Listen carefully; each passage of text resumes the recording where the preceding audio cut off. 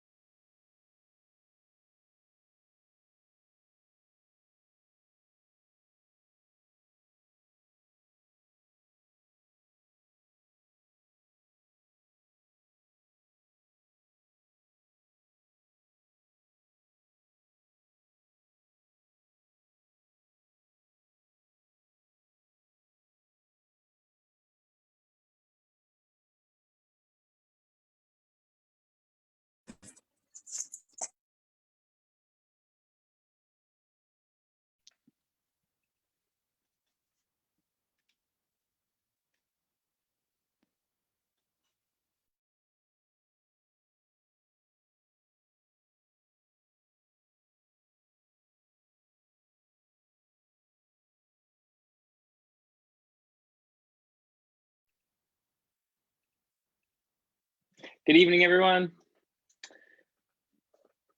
It's 5:32 Pacific Standard Time, and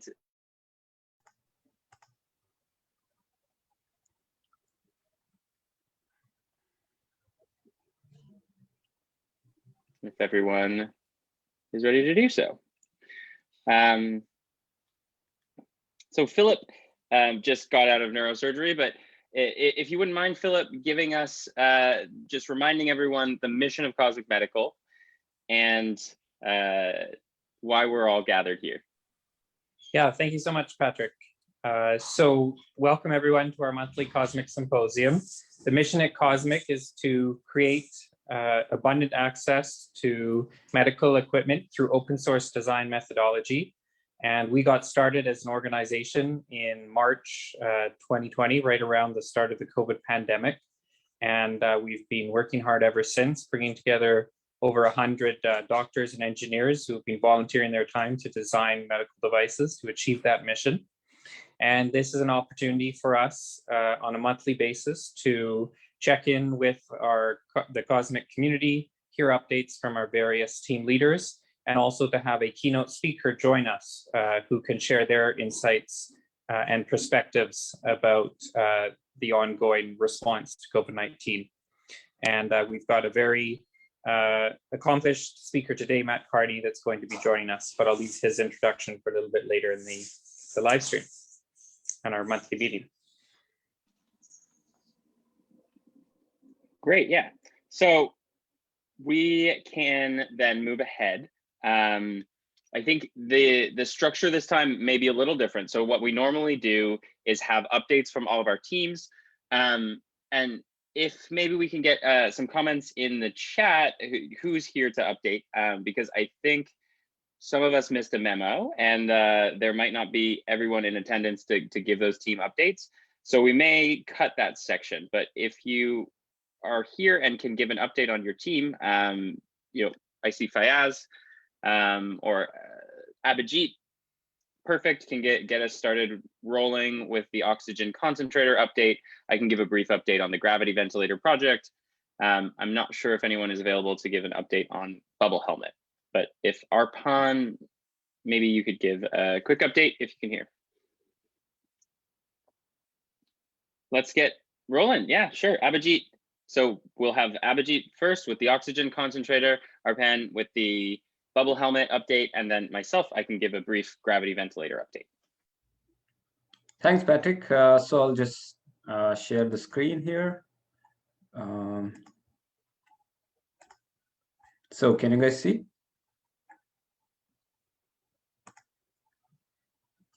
We can. All right. So as you know, given the oxygen demand all over the world, current demand due to COVID is quite significant. And you can see from all this news, there is also a quite significant demand of oxygen after the COVID. as well, mostly in low and middle income countries.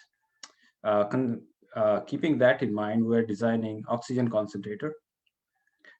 Some of the saline features of this concentrator are it can be integrated with our previous airway management system. It's called CRS. One of the key feature of this particular design is we only employ one zeolite vessel compared to traditional two or multiple vessels to create oxygen. We use PSA system, which is pressure absorption system. Is low cost and easy to assemble. Flexibility in terms of any air, any compressor could be used. So whether it's oil lubricated or not, it doesn't matter. This is important because the compressor life is limited. Two-stage N2 dump and O2 purge system is employed. If you have a question, I can explain a little bit more details. Currently, we are working on prototypes, testing, and making documentation regarding testing, regulatory approval, and how to deploy these devices. This is our oxygen concentrator team. We have COSMIC leaders, Chris, Philip, Brad, and Alex, and we have our main innovator, Dr. Bruce Woodburn, who is not here, and all the team of different biomedical engineers and lots of experts from various, they bring different skills and whatnot. Just a small news to share in terms of oxygen concentrator. We were able to test the concentrator and we got our proof of concept. So the concentrator is able to produce oxygen. We are nowhere close to actually producing what is required, the final output, but this is a good proof of concept. So we are really happy to share that. And within a week or so, we will be having complete working prototype. That's prototype 1. So that's all from Oxcon. Thank you for that update, Abhijit. I just wanted to share that Ron Zimmer has kindly joined us on the call, who is a patent search expert and IP expert, and he kindly did donated his time as an in-kind contribution to support the oxygen concentrator team and do a patent search to help to identify what are kind of the novel aspects in the design, not with a view to patent it exclusively, but to make sure that we hold on to the IP and we can share it in the future. So thank you, Ron Zimmer, for doing that. Thank you very much. Really appreciate it, Ron.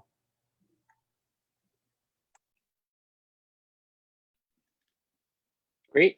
One other note that I think we can share as well is that in the past month, the oxygen concentrator team has had meetings with UNICEF, who is working towards the definition of an oxygen concentration standard for the global south, from what I understand, and increasing oxygen accessibility in places that currently have oxygen deficits. And so the oxygen concentrator team has been having close correspondences back and forth with UNICEF, which is really exciting.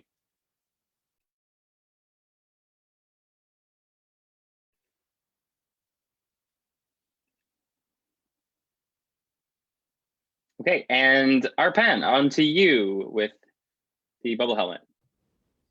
Yeah, thanks, Patrick. I don't have anything prepared for this week, but I'm going to take that as an advantage to share our new website. So let me just share my screen. I don't think the brain behind this website is here, but Sam Tusi, he helped a lot to create our new website, and it looks amazing. So going through what the bubble helmet is, it's a non-invasive positive pressure ventilation system. And the aim with this is to reduce a lot of the air dispersion that comes with full face masks and oxygen nasal therapy. So you can see here that the transmission is almost negligible. What is helmet-based ventilation? It improves patient outcomes. It also increases ventilator supplies. It reduces healthcare costs and helps prevent hospital outbreaks due to the negligible transmission, which was discussed previously. After COVID-19, the bubble helmet, this is a big topic that we're kind of discussing right now, because as the vaccine rolls out, there seems to be less need for COVID-19 medical devices. So the bubble helmet in the future will assist with other airborne viruses, which we will likely see. And it'll also become an alternative to breathing support devices for people with facial deformities or burn victims. It can be used in the hyperbaric chamber, and it can also be used for patients with sleep apnea who have difficulty or discomfort with the masks. We also did a quick comparison between how our helmet stacks against the other helmets that are on the market currently. Our helmet allows patients to be in a prone position, which the other two don't because of their rigid neck seal. It's also a fully clear hood, so we can get signals from the patients if there's any discomfort or if there's any projectile or any bacteria growth within the neck seal region. So our product specifications, we have a fully transparent hood, 2 ports, and this allows for easy manufacturing and anyone can make it in theory. So our timeline, what we've achieved so far, we've done a lot of prototyping and achieved Health Canada approval for a Class 2 medical device for clinical trial under the interim order. And we've also published a paper in the IEEE OJEMB to kind of disseminate our design and share all our work that we've done in the past almost year now. Our future milestones, we are hoping to begin our clinical trials, which we are working on getting funding for and applying for ethics. Moving past that, we want to submit for a full Health Canada approval and get approval as a Class 2 medical device, and hopefully work with some manufacturer to produce the helmets in a larger scale. With the past month, what we've been really working on is getting a lot of funding and getting the logistics worked out for the clinical trial. We've applied to the BCHRI team grant, which will hopefully get us the funding that we need to do our first phase of the trial. And we also applied to the TELUS Innovation Grant, which is a competition across Canada for students who are working on any innovation, and that could get us to up to 100,000. So yeah, that's what we've been working on for the past month, mostly logistics and funding for the trial. Yeah, that's all from my end. Thank you. Fantastic. Well, that site is looking wonderful. I think it does a really, really great job telling the compelling story of Bubble Helmet. So I'm really glad to see how that's come together. Yeah.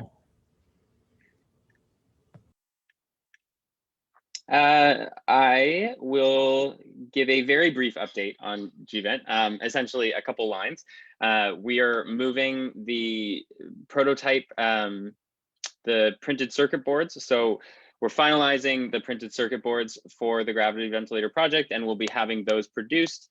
And we've updated the pressure and instrumentation, which are the pneumatic circuit diagrams, and the block diagrams for the electrical system. So that's great. We moved our requirements as well to be part of the GitHub project, which is really great because now they're being version controlled and tracked, which will better enable the transition of our project to an ISO 13485 quality management system for medical device development. So those have been the high level updates. We don't have, I can show, yeah, the images and everything is available on our GitHub. So check it out there, which is live. But without further ado, I'll have Philip Edgecombe give a brief introduction to Matt Carney, our esteemed guest. Oops, I may have caught Philip at not the perfect time. Are you ready to do that? No, I'm here. Matt Carney is someone who Patrick and I had the chance to connect with a few months ago, and we were incredibly impressed with the work that he's doing. In short, he is the co-founder and I believe CEO of Open Standard Industries, as well as currently a... We lost him. I could fill in since mask design, as well as are currently have a commercially available product with, I believe, N95 air filtration quality. And so we're going to hear about Open Standard Industries, the kind of journey they've been on, and any kind of lessons learned that Matt, our community. Thanks so much for joining us, Matt. Yeah, great. Thanks for the intro and thanks for having me. Yeah, so that's exactly right. So I somehow took co-lead of this project early on. We also formed back in March. My team came together on helpful engineering, which I'm sure many of you are aware of. Basically a giant Slack channel and an instantaneous global hackathon that started in March, I'm sure the same time as you folks. And we found ourselves falling into this place of looking at all the different, reading about what things are going to be necessary to deal with this virus. Ventilators, masks, shields were kind of the primary ones. And I'm happy to see the progress you all are doing in the bubble helmet and the oxygen generator and such. It's really impressive work. And you know, I kind of looked at some of these things. I thought about ventilators. I thought it was really hard and scary to work on. And masks were kind of this mediums, and there were shields that seemed pretty straightforward and a lot of people were working on it. But masks actually seemed like this weird space where I thought there may be some harder things in there than what were going on. And there was a lot of work on 3D printing masks. And myself, and it turns out a number of folks thought that perhaps the best way to go would be to create an elastomeric mask, so like a 3D printed mask, but look at injection molding as a large scale process for really improving the access and scale of masks. And we endeavored on that project. And I made a little presentation that I'll pop through. And so let me share my screen and then, oops. Let's share screen. Let's see if you can see this. You guys see my screen here? Yeah, okay. Cool, thanks. I gave a talk to the MIT Media Lab last spring, and no one told me that I was sharing it in a tiny little screen the whole time. So I always have to check now. So anyway, so yeah, we created this mask, and you know, we jumped into it when everyone, you know, there was this global shortage of PPE, and realizing that there's kind of this space that's between disposable masks and elastomeric respirators that was actually a very large customer segment that hadn't been you know, taken care of really. There was both of them are good for their different purposes. Disposable is great for lightweight, easy to deal with, just throwing things out from a cleanliness point of view, but not from a waste point of view. But it has a lot of trouble with getting a good seal on the face. But it also provides bidirectional filtration, where elastomeric respirators all have check valves. And so we kind of realized there's this spot in here where if we could figure out how to make a mask that could actually pass all the tests, but got a good seal around your face, we can make something that could also support we wanted to make a filter media agnostic device. So basically, the core things were get a seal around your face so that you are sure that all the air you're breathing is passing through the filter, and then make something that's a scaffold that could hold ideally a technical filtration media, but in a pinch, it could be a t-shirt or something like that. And that was kind of some of the driving factors. And we really focused on healthcare workers. And as we're going through that, we're realizing, and I think this is actually becoming more and more apparent, just even recent, at least in the US, the recent news is that a tight seal and high filtration efficiency is really what's necessary to stop this virus. It really is airborne. And airborne and it's very small particulates that are airborne that stay in the air for a long time and that can float right past seals in, say, surgical masks. And so originally, you know, we're looking at this for medical clinical workers, but we're also realizing it maybe offers some opportunity for going back to getting people back to work, getting people back in the classroom, protecting essential workers, for instance, retail workers, at least in, for instance, California. I've seen some data showing that retail workers are the largest number of admits to the hospital at this point because they're just in contact and in enclosed spaces for a long time. And so it's, what? Why is my slide not going forward? So as we're going through this process, developing the thing, we realized that there are some hidden dangers in face piece design, and that is not necessarily addressed by a lot of the devices out there. It really comes down to filter area. Filter area affects the air velocity of air passing through the filter, and that strongly affects both the breathing resistance, filtration efficiency, and residual CO2. Meaning, if you have a small filter, air passes through that filter faster for a given breath. That same volume of air has to pass through a smaller orifice. It has to move faster. That increases breathing resistance of the filter itself. There's just more drag, basically, and the particulates have higher kinetic energy, so they can puncture through that filter faster or deeper, meaning you can take an N95 material, like you can take an N95 mask, and if you make a really small circle that you're breathing through, it's no longer N95. N95 is actually the entire system. And actually, it's more than just what we've learned, is it's much more than just the geometry of the mask, the filter media, but it's also the entire supply chain and guaranteeing quality through that entire supply chain. We actually passed numbers. We started passing all the tests over the summer, and we're just now getting our quality manual and quality system in place so that we can actually apply it to NIOSH. And so Philip mentioned that you go to our website, openstandardindustries.com. We now have a data sheet online in the testing and specification section that shows that we are passing all these tests. We've gotten there because we've been doing testing and simulation since day one. We're very much a data-driven design. And with that, we were able to get to this device that is reusable, modular, elastomeric, provides source control, bidirectional filtering, and is really focused on supply chain resiliency.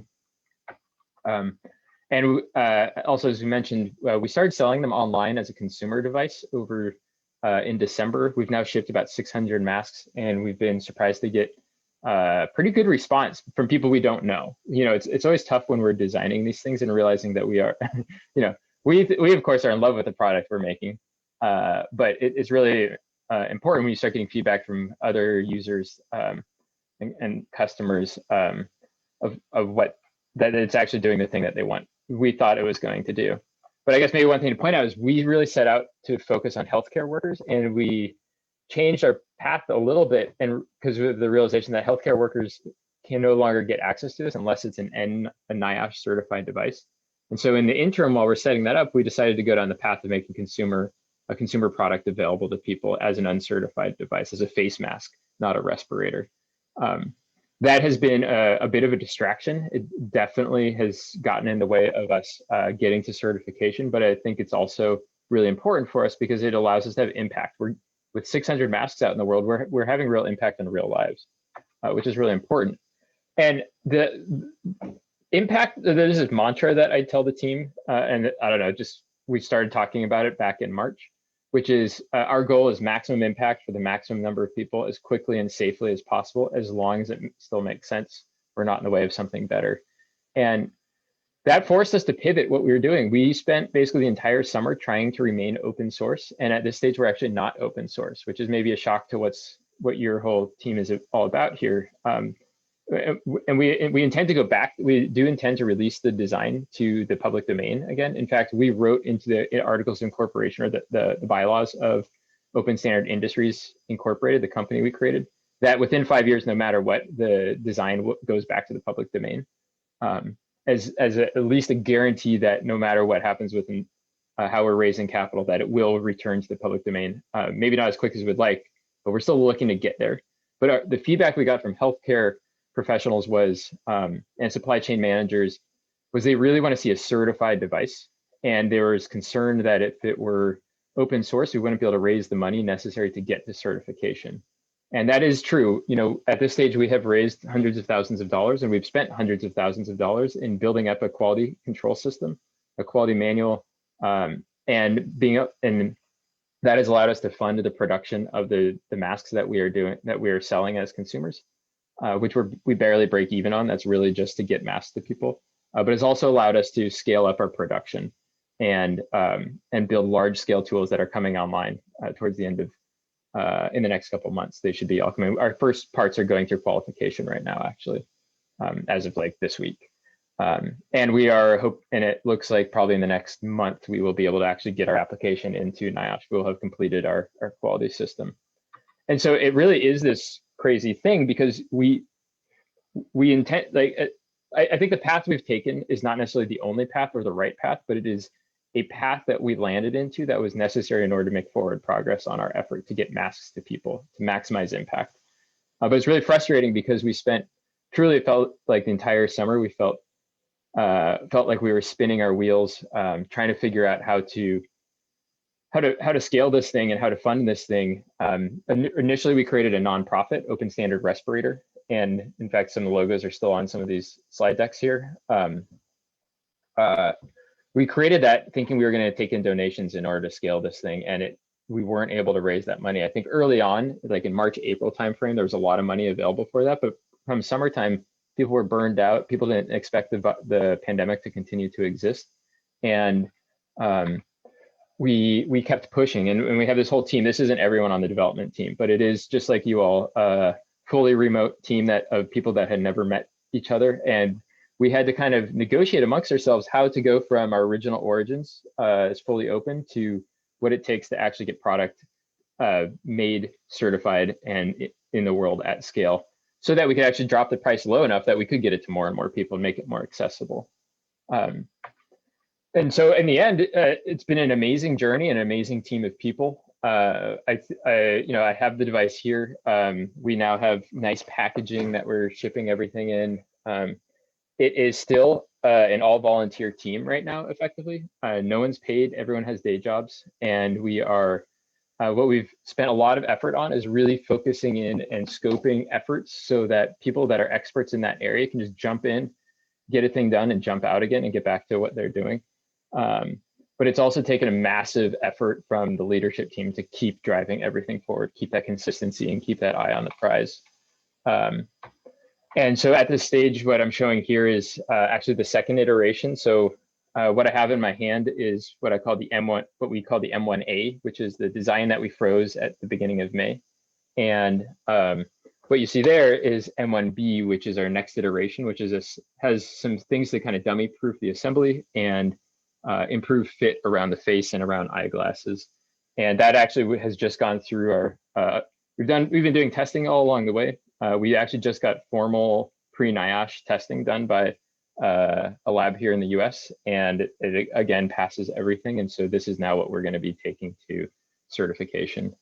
So that was a kind of a quick sprint through there. I'm happy to chat more about things and take questions. You probably have a lot of, certainly, I think, there's been a lot of conversation. I'm very interested in, like, how do we scale? How do we take this energy of a global hackathon and focus that into a real finished product that hits the specs when it's a massive lift? Like, certainly our team works very, very hard on this, and it is everything from capabilities, resources, both in capital as well as just energy from the people, and as well as, like, early on, particularly balancing ego and keeping our eye on the prize and figuring out and pivoting when necessary in order to make the right decision. Well, make a decision so that we can go forward. Still questionable if it's the right decision, but decisions have to be made so we can make some progress and get things out the door. That's really what we've been focused on. And I think having that mantra of maximum impact, the maximum number of people, has been at least helpful for us to, we use that to help to make decisions. So I'll kind of leave it there. See if you all have any interest. I'll say one other thing is, like, part of the reason we went through this effort to actually build up a full ISO 13485 medical device company, which is, I don't know if I mentioned that, but that's how we're getting through quality, is that we're now looking at this as a stepping stone to other products. My background is in bionics. Actually, I have a leg here because I've been working on some of this stuff again. So I built, my PhD work is building robotic prosthetic legs. And I originally thought that I was going to get into building this stuff right out of school. I only finished my PhD this time last year. And so the thought is, maybe we can use this framework to develop that type of technology as well. Like, how do we make open access to these technologies, whether particularly something like that is crazy complicated. And if we want to get that out to people at an affordable cost, we want global, global efforts and global, and like the mind that we all have and this energy we all have, and we need to find equitable ways to make it work together with everyone. And like I said, like our path, I don't think is the right path, it's a path. And I'm happy to talk more about like what is the right, how we can iterate on that effort in itself, because the business model, it needs to be iterated on just as much as the product itself. So, yeah. Absolutely. Thank you, Matt, for a wonderful presentation with some really thought-provoking and thoughtful content, especially reflecting on how your team, like how it's so much more than just the engineering development of a product, how it's also like building a team, building the documentation, building the testing and specifications, and building resilient supply chains. I noticed you touched on. I think that's a huge realization when you start to realize that the product isn't just the artifact, it's the documentation, the testing, and every link in the production needs to be scrutinized and needs to be proven and needs to be consistent within a certain tolerance for us to have you know, rigorous proof that this product does what it says it does and is a certain level of safety. Yeah, So, absolutely. Really interesting from you. Thank you. Yeah, thanks. Yeah, I mean, some of it's not sexy, right? Like doing tolerance analysis on the plastic components that go together, like, you know, making sure every part out of a million parts fits.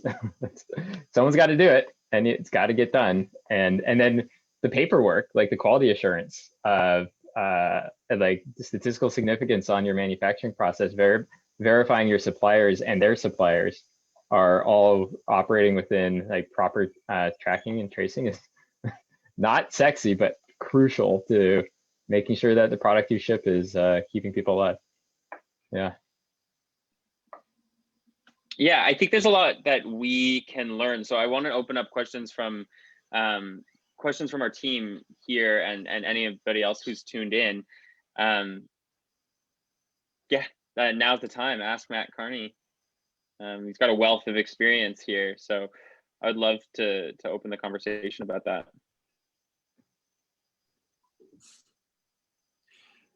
Matt, thank you so much, and for walking us through both the mask product and the evolution of the organization behind it. And I just wanted to pick up on one comment you made about how you said we still have volunteers working on it.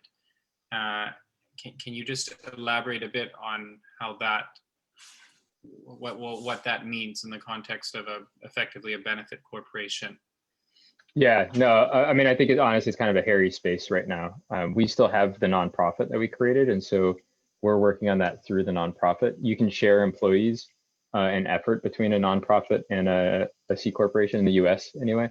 The nonprofit didn't allow us to raise the capital necessary to do production because of debt rules with nonprofits in the US, basically. And so our look is we're still looking for global impact. And so we've kind of scoped OS Industries as a US effort and OSR, the nonprofit, as global operations and a global impact. And so right now everyone is through, the volunteers are, I mean, I'm on both sides. Much of the team, like the founders, are both in the nonprofit and the C corporation, but we have additional volunteers that are, you know, various folks who have reached out to us or we've reached out to in our network to get support. And the official agreement right now is through the nonprofit. But we're still looking at how is it possible to provide some more beneficial compensation in case this thing ever does become successful. It's a hairy space, honestly. And we're trying to do good by everyone who's involved. And I think a lot of this effort relies on the team being good people and being honest with each other and very open with what's going on under the hood. And that's the way it's successful. And I think there's also the benefit of we are doing a high impact, good for the world effort that people want to contribute to. Like, I think it'd be different if we were making a random thing to sell at the checkout stand at the store or something like that. And this is something we've explored with a few of our different products as well. Is intellectual property important? So is there yeah. What has? Yeah, I actually noted what you guys were saying earlier about your IP filings. We did the same thing. We did an IP filing last year as a defensible patent, thinking that we wanted to guarantee that this device could exist in the world on its own. And so we did file patents on that. And It's questionable what part of it is actually defensible. I think there's probably a couple claims out of the multiple claims we've made that might actually hold up. But it's a very busy space. But it really, at least our initial effort is very much the defensible position, just to guarantee that this open device, because again, so to guarantee that this device can exist. And the thought is, even though we went to a C corporation, which in the US, that's a distinction between nonprofit or a for-profit entity. The reason we went that way is because we wanted to retain control so that we could release the design in the future. Because we did shop it around for months to like Johnson & Johnson and Honeywell and Boston Scientific and a number of different companies in the that work in this space, and they all wanted to grab the IP. They're like, oh, that's a very interesting idea. We'll just grab that and we'll do our own thing with it. Maybe we'll do something in the future. And we didn't want that to be the case because I was going to put us right back to where we started from. And so part of this relies on trust across the team that we will stay true to our honor there, which is why we also wrote into the bylaws that no matter what, in 5 years it is released, it will go back to the public domain, regardless of if somehow the entire team ends up getting super greedy and going against what the original tenets of our effort were. So yeah, and as far as like, we haven't filed, we have new ideas. There's a question of whether or not we're filing on those. It is costly to file, quite expensive. And if you want to start going international with it, it becomes very, very expensive. And again, that costs money. Or you get pro bono. So in some cases, you get some pro bono support for some of that, but there are real costs associated with maintenance of the patents that are pretty substantial. I got off a call earlier today, and Helpful Engineering is working on a helpful license. That's going to be a hardware and software license. And I know they've been doing a lot of work towards that. There are other open hardware licenses, but this remains a really like basically a big wall in the world that exists. Is like, if you just want to make a thing and make sure that a large corporation can't cut you out of your ability to make the thing you invented, you have to go through all this additional legal work. And it's something that I feel should be really easy. Like, it should be a really natural thing to just be able to kind of publish a design to the Collaborative Commons and then have the ability, if you can rally the manufacturing supply chains, to make that thing. Right. It seems like it remains like we're not there yet. So yeah, it's interesting you say that, because just in the last week, I've been having a lot of conversations about that, exactly this space. I think there were a lot of conversations early on. Certainly we were feeling around in the dark, trying to figure out how to do this, and wishing there were a framework. And I don't think there is a framework, because I think the software framework doesn't apply the same way to hardware, because hardware has such high capital costs. It costs real money to cut metal, to make molds, for instance, for our efforts, or to buy the specialty sensors and whatever. I don't think it's solved. I think we need to iterate on it a bit. I haven't been super involved in it because I'm just really heads down on trying to get our mask across the line. I wish I was paying more attention, but I'm happy that there are other people paying attention that we can look to in the future to think about this. But I'm also happy to take part in conversations because we're dealing with it ourselves. It's just that the hardware, the fact, like to your point of, early on, we thought we were going to get manufacturers on board. In fact, if you watch, we have some video that the Media Lab, so I was part of the MIT Media Lab when I was doing my PhD, and I was a postdoc while I started this effort. We did a video with them, and in it, back in May, or I think the video came out in July or something, we actually have video of a very large scale automotive style injection molding manufacturing facility working. That was a team member that had worked at a large scale automotive manufacturer in Europe. They had cut tools. Those tools are probably worth hundreds of thousands of dollars, multi-cavity tools. But they've kind of fallen off they've kind of gone radio silent. And basically, as far as we understand, their business picked up again and they went with the car business and left this behind. And so you're really requiring a substantial real in-kind donations, basically from real manufacturers to put in the effort to do that type of stuff. And so when is it, like, it's worthwhile to do good in the world to a certain extent, but at some point it costs real money. You're paying your employees, especially multiple employees. Like at that company, they had multiple employees. You know, they had the mold designers, they're an ISO certified facility, so all the QA folks, they've got the person running the machining tools, the presses, just all that stuff. Those are real substantial costs that manufacturers who are already running pretty thin lines can't necessarily eat up. And so how do we make that possible? And that's like, for us, we raised money and we've been paying our manufacturers. We use all that money to hire a quality control consultant, to set up an electronic quality QMS system, EQMS system, and now to get some more QA RA people on board, because some jobs, I feel like engineering and science is kind of a fun, sexy thing for a lot of folks to work on, but some of this other stuff doesn't come with the same, I don't know, like creative fulfillment, and so it needs to be, and it just has a real cost with more people involved. So you have to compensate that, I guess. Yeah. I think it's really interesting. It's fantastic to hear these perspectives. I'd love to keep the conversation going, but I think we're going to end the live stream and kind of officially wrap up. I just wanted to give another big thank you, Matt, for sharing your experience and your story here. It's really exciting to hear it firsthand, all the challenges and opportunities that it comes with, and how you've been navigating some really difficult decision making as a group as well. There's a lot of lessons to learn, and I know I've learned a lot from it. So really, everybody can give a round of applause to Matt, and a big thank you from us to you. Right on. Thanks for having me. I really appreciate it. I appreciate the efforts you all are doing as well. It's really great. Great. And with that, I think we can sign off from this month's COSMIC Symposium. Tune in next month. We have another esteemed guest joining us. Maybe Fatima, you can provide some last details to kind of introduce next month's symposium. A bit of a teaser. Or Philip. Do we have that lined up?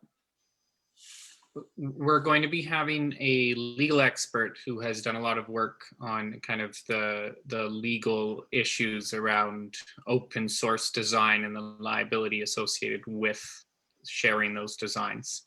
And so that'll be kind of the theme of from our keynote speaker, and more details to come in terms of specifics via our email updates. I highly recommend everyone go to that. that's huge. I'm going to come back and join you all. Please pass along the link if you don't mind. Yeah, we will. We'll share it via all of our social media channels, but I think it'll be a really insightful one, really important for the open source community. It's a lawyer who's been working with public invention for the last number of years, right, Philip? And Correct. Dr. Robert Reed, who was one of our previous guests on these symposiums. Great. So, yeah. Yes.